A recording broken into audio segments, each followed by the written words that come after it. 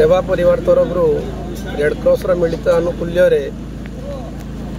रक्तदान शिविर पथप्रांत रक्तदान शिविर यहाँ गोटे अभिनव एवं महत् प्रयास।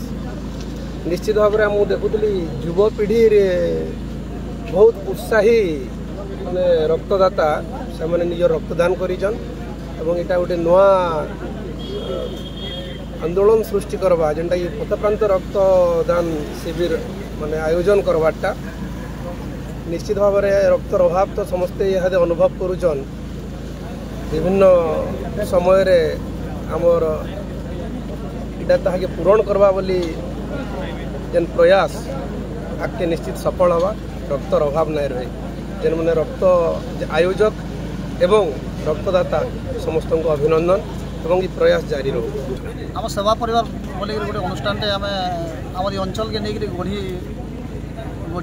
गठन कर उद्देश्य है लोक सचेतन कर रक्तदान शिविर आम चली बर्तमान देखो रक्तर घोर अभाव है।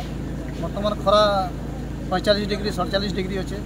बर्तमान आमर बुर्ला ब्लड बैंक रक्तर अभाव, बरगढ़ ब्लड बैंक रक्तर अभाव।